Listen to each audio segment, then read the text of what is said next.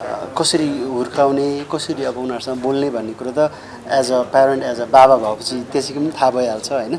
त्यो चाहिँ नानी केटाकेटीको त्यो बौद्धिकता अब बिल्डअप गर्नु प्लस उनीहरूलाई इन्करेज गर्नु र अब आफूभित्र भएको जुन पोटेन्सियल छ त्यसलाई अनलक गर्नु। सायद हामीले जुन अनुभव गऱ्यौँ रिहर्सबाट त्योभन्दा माथिल्लो लेभलमा चाहिँ हुन्छ जस्तो लाग्छ मलाई। सिन्सियरिटी काहीँ कतै सिन्सियरिटी पनि छ, ट्यालेन्ट पनि छ, सबै कुरा मिक्स म्याक्स छ, इनोसेन्स होइन, सेन्सिटिभिटी सबै मिक्स म्याक्स देख्दाखेरि चाहिँ अभियसली हामी पनि यस्तै थियौँ होला है भन्ने चाहिँ फिल चाहिँ हुन्छ। भोइस किड्सका 3 जना कोच हुनुहुन्छ, प्रमोद दाइलाई मिस गर्दै 3 जनालाई मैले स्वागत गरेँ। Thank you so much. राजदाई सेल्फी दिनुहुन्छ होइन, तपाईँहरूलाई सबैजनालाई इन गराइदिए भइहाल्छ। राजदाई यो टक्क 2 जना साइडमा 2 जना लेडिज कोच अनि बिचमा एक्लै बसौँ भन्ने पहिलेदेखि नै सपना थियो कि अहिले आएर पुरा भयो भर्खरै त्यस्तो केही होइन, मेरो दुईटै चेलीहरू हो। आइम भेरी ह्याप्पी होइन। उहाँहरूसँग अब भनौँ न पर्सनली कहिले पनि अब काम गर्ने मौका पनि पाएको थिएन। अब मतलब देखे पनि टाढाबाट मात्रै देखेको थियो। नेपाली नजिकबाट चिनिने मौका पायो, अझ नजिकबाट चिनियो होइन। त्यही हो, एकदम खुसी छु। भोइस किड्स लाई तपाईँले जति नजिकबाट बुझ्नुभयो अहिलेसम्म होइन, केही बच्चाहरूको सङ्गत गर्नुभएको छैन होइन, त्यो आफूमा छ। भोइस किड्स आफैमा के रहेछ मिलनजी? भोइस किड्स जति पनि मैले बुझेको हिसाबले चाहिँ बच्चाहरूसँगको सो हो र हामी त्यसमा जज होइन कोच हौँ र बच्चाहरूलाई त्यहाँ ट्रेन गरिन्छ र उहाँहरूको ट्यालेन्टलाई चाहिँ अझै पनि निखार्ने काम गरिन्छ। 6 देखि 14 वर्षसम्मका बच्चाहरूलाई चाहिँ यसमा सहभागी हुन पाइन्छ होइन। कस्तो खालको चाहिँ बच्चा चाहिँ आयो भने त्यसको लागि चाहिँ म बजेट दबाउँछु र मेरो कुर्सी घुम्छ भन्ने छ बलिसाजीको लागि? अब मेरो लागि त डेफिनेटली अलिकति ट्यालेन्ट होस् भन्ने त हुन्छ नि। त्यसमा पनि अब मैले चाहिँ भेराइटिज होस् मेरो टिममा भन्ने पहिलो मेरो चाहिँ। तर बच्चाहरूलाई हेर्दाखेरि विशेष गरी दर्शकले चाहिँ बढी गीत मात्रै नगाउने भएर चुलबुले टाला पाराको अलिक उटपटाङ कुरा गर्ने खालको होइन, एकदम त्यस्ता बच्चा बढी खोज्छ नि दर्शकहरूले चाहिँ। त्यो भन्दाखेरि अब हामीले रियल हेर्ने भने त भोइस किड्स हो, त्यसको लागि भोइस इज भेरी नेसेसरी। उसले गाउन सक्ने क्षमता हुनुपर्छ, अरू कुरा भनेको चाहिँ सेकेन्डरी र त्यो पनि अरू कम्प्लिमेन्ट्री कुरा हुन्। जुन कुरा पनि भयो भने चाहिँ सायद धेरै प्रोग्राम हेर्ने दर्शकलाई पनि हामीलाई पनि वास्तवमा प्रोग्राम गर्दाखेरि मजा आउँछ र हाम्रो प्रयास पनि त्यही रहन्छ कि कसरी हुन्छ त्यो भोइस राम्रो भएको ट्यालेन्टहरू आउँदाखेरि हामीले पनि त्यसलाई तपाईँले भने जस्तै कति उटपट्याङ कति त्यहाँ बच्चाहरूको चाहिँ अरू हरकतहरू निकाल्ने। हामी नै आफै पनि म त आफै पनि अहिले भनौँ न इभन हामीले रिहर्स गर्दाखेरि पनि हुन त हामीसँग एकदमै सानो बच्चाहरू छैन, रिहर्स गर्दा हामीले डमी बच्चाहरूसँग काम गरिरहेको छैन। तर त्यो हुँदाखेरि पनि एटलिस्ट आफैले एउटा बच्चा फिलिङ आउने कि आफैलाई पनि, त्यसले गर्दा एकदमै किड्स जोन नै हो जस्तो आफ्नो फिलिङ। कति वर्षमा पुग्यो जस्तो लाग्यो तपाईँलाई? मलाई त कुरै नहोस्, मेरो चाइल्डहुडमै त्यो फर्केको फिलिङ्स अझ मलाई त सम्झिँदाखेरि आई गेस त्यो अब हाम्रो रियल ब्लाइन्ड अडिसन सुरु हुँदाखेरि चाहिँ त्यो जोनमै म त कम्प्लिटली बच्चै भएर जान्छु भन्ने त्यो कन्ट्रोल गर्नु चाहिँ मैले पर्छ भन्ने फिलिङ भइरहेको छ मलाई। प्रवेशा अधिकारीको बच्चापन हामी देखिन्छ यस हुन्छ। यसै पनि मलाई अब नर्मली अलिकति बच्चा नै भनिराख्नु भएको हुन्छ, अलिकति बुढो बच्चा हुँ भन्ने गर्छु म चाहिँ। अब त्यहाँ गयो भने चाहिँ म बच्चै कतै हुन्छ कि अब भने जस्तो लागिरहेछ। तर अब अपार्ट फ्रम जोक अब हामी सिरियस छौँ त्यो कुरामा र अब त्यही हो कसरी हुन्छ प्रोग्रामलाई चाहिँ विथ किड्स एउटा किड्ससँग भएर हुन त अब यो एडल्ट्सको लागि हो भनिन्छ बिकज यो किड्स सो नभएर चाहिँ हेर्ने दर्शकहरू त हाम्रो पेरेन्ट्सहरूले हेरेर हुन्छ नि त ओभर। त्यसले गर्दा कोसिस त्यो हुन्छ, तर त्यसको बावजुद त्यो सँगसँगै जे होस् एउटा बच्चाहरूलाई पनि हुन्छ नि इन्ट्रेस्टिङ बनाउने चाहिँ हाम्रो कोसिस हुन्छ। राजदाई यो अब तपाईँले सानालाई भर्खरै कोच गर्दै हुनुहुन्छ, जी ठुलालाई कोच गर्दा तपाईँको एउटा एक प्रकारको कोचिङ देखियो होइन। अब बच्चासँग आउँदाखेरि चाहिँ राजदाईमा के डिफ्रेन्ट देखियो होला त्यो कोचिङमा चाहिँ? अब त्यो चाहिँ अब भनौँ न अब ठुलोहरूसँग एडल्टहरूसँग काम गर्नु र बच्चाहरूसँग काम गर्नु नै फर्स्ट कुरो त डिफ्रेन्ट, त्यही नै अब एउटा डिफ्रेन्स भइहाल्यो। तर अब नानी केटाकेटीहरूसँग काम गर्दा चाहिँ अब एकदमै धेरै ध्यान दिनु पऱ्यो किनभने दे आर भेरी सेन्सिटिभ होइन। अनि अब ठुलोहरू त मतलब अब सबैजना बुझ्ने हुन्छ नि त, अब केही भयो भने अथवा केही भनिहाल्यो भने पनि यस्तो भयो होला भनेर। तर नानीहरूलाई बुझाउनु चाहिँ एकदम गाह्रो छ। त्यसले गर्दाखेरि काम चाहिँ पहिलाभन्दा टफ छ खासै भन्ने हो भने। अनि एउटा रमाइलो पक्ष चाहिँ के भने अब आफूलाई पनि अब हुन्छ नि आई विश अब आई कुड गो ब्याक हुन्छ नि म पनि ती नानी केटाकेटी भयो हुन्थ्यो जस्तो फिल हुँदो रहेछ होइन अब त्यसले गर्दाखेरि अलिक गाह्रै छ तर प्रयास गर्छु म अब कोसिस गर्छु हेरौँ कस्तो हुन्छ म जो नमस्ते भन्नु पऱ्यो है नत्र फेरि आउँदैन नानी केटाकेटीहरू हजुर हजुर त्यही त नि जस्तो प्रविशाजीले चाहिँ कोच राजु दाईलाई चाहिँ के भनेर सम्बोधन गर्नुहुन्छ अब भन्दाखेरि हामीले विशेष मेरो एकदम कोसिस चाहिँ कोच राजु कोच प्रमोद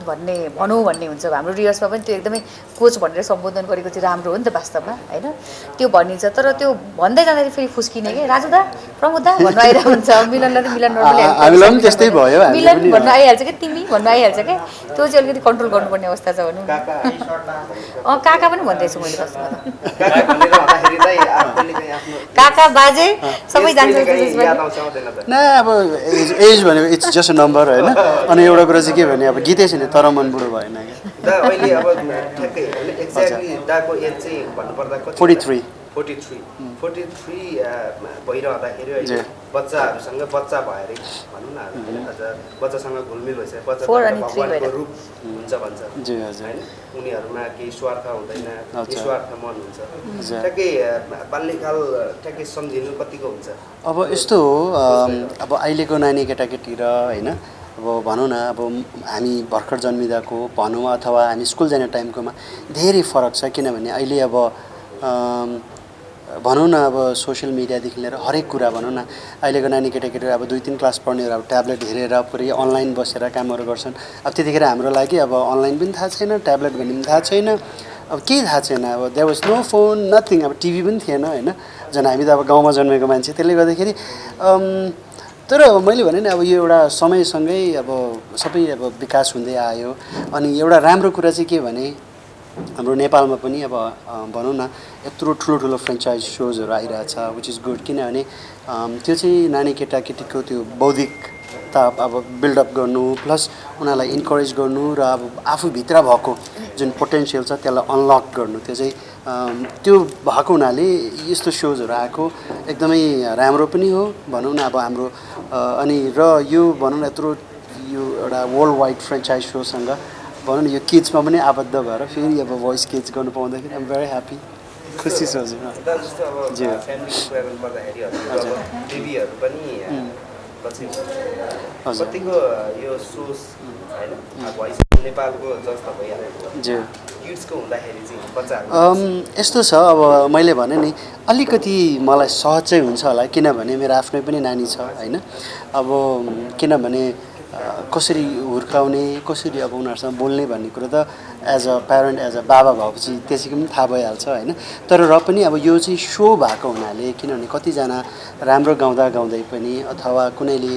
भनौँ न विभिन्न कारणवश अब हामीले अब सबैलाई लिन सक्दैनौँ होइन गर्दाखेरि चाहिँ उनीहरूको मनलाई अब मन नदुखाऊ भन्ने हाम्रो एउटा ऊ हो कसरी हुन्छ एउटा मोटिभेट गरेर राम्रो एउटा ऊर्जा दिएर सकारात्मक सोच दिएर पोजिटिभ एनर्जी दिएर चाहिँ उनीहरूलाई पठाउँ भन्ने हो तैपनि अब त्यो गर्न चाहिँ अलिक गाह्रै हुन्छ होला तैपनि हामी सबैजना जोस् रमाइलो छ प्रयास गर्छौँ अनि त्यही हो अब त्यसमाथि हाम्रो अब फेरि अब प्रमोद आसाङ है मेरो आसाङ भन्छ होइन अब कोच प्रमोद पनि हुनुहुन्छ त्यसले गर्दाखेरि अब जस यताबाट अलिकति आउँछ यताबाट अलिकति आउँछ गर्दाखेरि चारैजनाले अब मिलाएर बोल्दाखेरि चाहिँ राम्रै हुन्छ जस्तो लागिरहेको छ अब मिलनजीको कुरा गर्नुपर्दाखेरि त बाल्यकाल त्यत्तिकै पनि अब सङ्गीतमय होइन त्यो हुँदाखेरि बच्चालाई नि कोच गरिरहनु भएको छ कस्तो फिल हुँदो रहेछ अलिकति बच्चा लेभलको मोमेन्टहरूलाई अलिकति याद गरौँ न किनभने तपाईँ पनि बच्चा लेभलमा त्यति अब गीतहरू गाइराख्नु मान्छे हामीले जस्तै अब जुन प्र्याक्टिसहरू गऱ्यौँ होइन डमी प्र्याक्टिस भनौँ न त्यसमा चाहिँ यस्तो भइरहेको थियो कि काश होइन उहाँहरूलाई त्यो स्टेजमा देख्दाखेरि आफू नै त्यो स्टेजमा छु जस्तै फिल हुने किनकि मैले 4-5 वर्षको उमेरमा देखि नै मैले पनि गाएको र उहाँहरू पनि 5 वर्षदेखिको होइन आई थिङ्क 5-6 वर्षदेखिको 6 to 14 6 वर्षदेखिको उहाँहरू हुनुहुन्छ जब होइन अझै म त उहाँहरू भन्दा पनि सानो रहेछु होइन तर त्यो प्लेटफर्म थिएन हाम्रो लागि होइन र उहाँहरूले यति राम्रो प्लेटफर्म पाउनु भएको छ है। अनि त्यो काश अघि दाले भने जस्तै अब कोच राजुले भने जस्तै बानी गर्नु के अरे चाहिँ अब त्यस्तै प्लेटफर्म भएदेखि सायद हाम्रो लागि पनि केही नयाँ कुराहरू हुनु सक्थ्यो होला हैन। तर केही छैन, त्यो उहाँलाई त्यहाँ त्यो ठाउँमा देख्ने बित्तिकै यस्तो फिल हुने कि त्यो बच्चाहरूको चुलबुलेपन हैन, उहाँहरूको त्यो सिन्सियरिटी, कहीँ कतै सिन्सियरिटी पनि छ, ट्यालेन्ट पनि छ, सबै कुरा मिक्स म्याक्स छ, इनोसेन्स हैन, सेन्सिटिभिटी सबै मिक्स म्याक्स देख्दाखेरि चाहिँ अभियसली हामी पनि यस्तै थियौँ होला है भन्ने चाहिँ फिल चाहिँ हुन्छ। बच्चामा कस्तो थियो नि याद छ तपाईलाई? म चाहिँ अलिकति सायद सानैबाट नै गीत सङ्गीतमा लागेकोले होला र उत्पाती त थिएँ म धेरै उत्पाती थिएँ होइन। चुलबुले चञ्चले के भन्छ त्यसलाई, त्यही भन्छ होइन। राजु दाइले त धेरै बजाइसक्नु भएको छ। ब्लाइन्ड भोइस भन्ने बित्तिकै ब्लाइन्ड अडिसन चाहिँ वाउ लाग्यो कि अरू पनि सबै वाउ नि छ, तर किनभनेदेखि त्यहाँनिर ब्लाइन्ड हुन्छ सब कुराहरू। हजुर तपाईँहरूको दुईजनाको मिलनजी त्यसपछि अनि प्रविशाजीको फर्स्ट बजर बजाउँदाखेरिको त्यो खुसी होइन, एउटा सपना पनि हुन्छ एउटा कोच बस्ने भइसकेपछि, त्यो चाहिँ कस्तो थियो? यसको जब हामी प्रपर सुट त हामीले गरेको छैन, सायद हामीले जुन अनुभव गऱ्यौँ रिहर्सबाट त्योभन्दा माथिल्लो लेभलमा चाहिँ हुन्छ जस्तो लाग्छ मलाई। किनकि रिहर्समा चाहिँ इट्स अल अबाउट लाइक हामी प्रपरै ट्यालेन्ट हेरिरहेको भन्दाखेरि पनि हामी चाहिँ यसरी बोल्नुपर्छ होला, उसरी बोल्नुपर्छ होला, अनि त्यो एकदमै के हुन्छ नि त्यो अति नै त्यसलाई के भन्छ कन्सियस माइन्ड भएर त्यो नेचुरल धेरै एकदमै भेरी नेचुरल छैन नि त। अनि आई थिङ्क अब प्रपर सुरु भएपछि अडिसन सुरु भएपछि चाहिँ त्यो नेचुरल हुन जान्छ र त्यसमा चाहिँ इमोसन्सदेखि लिएर सबै कुराहरू चाहिँ भरिएर आउँछ जस्तो लाग्छ। किनकि अब हामीले नर्मली हेरिराख्दाखेरि जनरलको हेर्दाखेरि पनि बाहिरको सोजहरूको हामीले हेरिराख्दाखेरि पनि त्यो चाहिँ बच्चाहरूसँगको सेन्टिमेन्टहरू धेरै कुराहरू कति अथा कुराहरू छ जस्तो लागिरहेछ मलाई चाहिँ। बजर चाहिँ ठ्याक्कै विभिन्न स्टाइलमा हामीले देखिरहेको हामीले सिक्न अस्ति गर्दाखेरि त्यस्तो हामीले धेरै प्रकारले सिक्यौँ। कस्तो छ टाउको कसैको चिउडो के यहाँ घुँडा चाहिँ गएको छैन अहिलेसम्म। अब आई गेस लाइक हजुर भन्नुहोस् न। हरेक क्षेत्रमा लाग्दाखेरि केही न केही कुराको अनुभव त डेफिनेटली जी हजुर। त्यो तपाईँको यो सङ्गीत यात्रा भनेको सङ्गीत भनेको महासागर हो। जति तैले पनि तैरिन सकिरहेको छैन, अझै पनि यसले तैरिरहेको छ। सो अब बच्चाहरूलाई सङ्गीतको राम्रो ज्ञान नहुन सक्छ, सुर ताल नोट भन्ने हुन्छ त्यहाँ पनि। हजुर सो अब जस्तै उहाँहरूको बालापन हुन्छ अनि उहाँहरूको अनुशासनमा हुन्छ कि अब सुर ताल नोट लागेन भने उहाँको बालापन सुन्दरता अनुशासनले केही प्लस पोइन्ट गर्छ कि डाइरेक्ट आउट गर्ने त्यो हुन्छ। त्यस्तो हुन्छ, यस्तो हुन्छ यो चाहिँ अब यो ब्लाइन्ड अडिसनसम्म आउनुभन्दा अगाडि नै तपाईँको यो के भन्छ डिजिटल अडिसन हुन्छ। अब त्यो चाहिँ हामीले सेलेक्ट गर्दैनौँ, त्यो चाहिँ भोइसकै टिमले गर्नुहुन्छ। त्यसपछिको चाहिँ अब त्यो भोइस के अरे डिजिटल अडिसन पास भएर आएकोहरू मात्र हुन्छ। त्यसमा पनि अब त्यही अब कहिलेकाहीँ कस्तो हुन्छ भने अब तपाईँले भन्छ कतिलाई अब त्यो काउन्ट गरेर गाउने बानी हुन्छ, कतिलाई केही नगरिकन गाउने बानी हुन्छ। तर जतिजना आएका छन् त्यो चाहिँ अब पक्का फ्रेस डिजिटल अडिसन पास भएर आएकोहरू मात्र भएको हुनाले चाहिँ त्यति गाह्रो हुन्न होला। मेरो त्यसमै हेड अघि बजारको थियो, मिलनजीको पनि सुन्नु न अलिकति। एक्ज्याक्टली त्यो बस गर्ने कुर्सीमा जुन हामी बस्यौँ जब प्र्याक्टिस हुँदाखेरि, बस गर्ने कुर्सीमा म चाहिँ बस्ने बित्तिकै यस्तो फिल भयो कि एउटा ठुलो जिम्मेवारी एउटा थपिएको र त्यसको साथसाथै जब गीत सुनिन्छ कानले होइन, त्यो म के बोल्छु होला, के गर्छु होला, कसरी गर्छु होला, के भनेर चाहिँ त्यो ट्यालेन्ट मबाट मलाई केही पनि दिमागमा आउँदैन हेर्नुहोस् है। अनि उहाँको गायकीसँग यति धेरै त्यो इन्फ्लुएन्स भइन्छ कि होइन, अब बस पनि त्यही एक्साइटमेन्टमा हुँदो रहेछ होइन। अनि अब केले गरिन्छ, अब चिउडोले गरिन्छ कि हातले गरिन्छ कि होइन, अब सबै तरिकाले अब हेरौँ अब होइन, ट्राई गरौँ न। एउटा कोचहरूको एउटा स्टाइल बनाउनु हुन्छ कि, किनभनेदेखि हामीले इन्टरनेसनल्ली रूपमा हेर्ने हो भने पनि कोचहरूले चाहिँ आफ्नो आफ्नो एउटा स्टाइल हुन्छ बसको, त्यो आफ्नो एउटा स्टाइल बनाउँछु भन्ने छ। त्यस्तो स्टाइल भनेर त्यो सिटमा बस्ने बित्तिकै त्यो हुँदैन रहेछ भने अब सोच्ने अब तपाईँले आइडिया दिनुभयो अब अन्तिममा अब प्रश्न जस्तो अब तपाईँहरूको ड्रेसको कुरा गर्ने भनेदेखि ब्ल्याक ड्रेस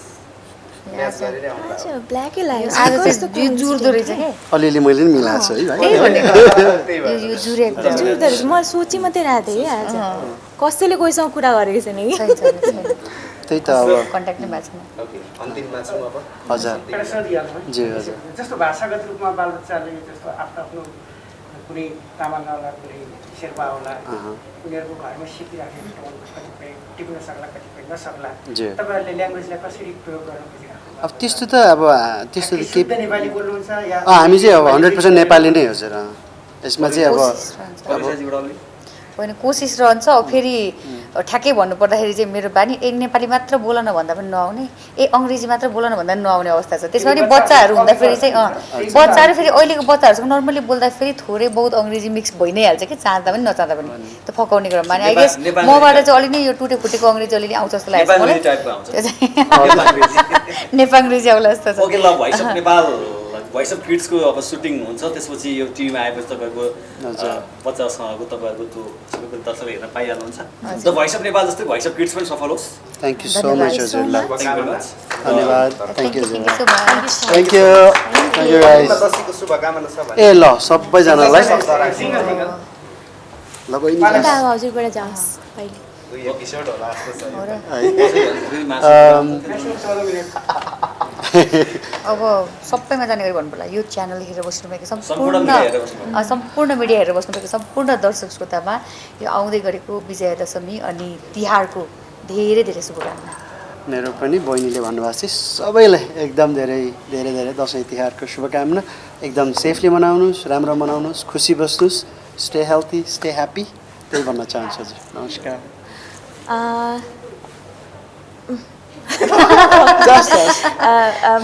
के भन्नुभएको थियो सम्पूर्ण मिडिया ओके सम्पूर्ण मिडियाबाट हेरिराख्नु भएको जति पनि देश विदेशमा रहनुहुने सबै मेरो नेपाली दाजुभाइ दिदीबहिनीलाई यो विजयादशमी साथै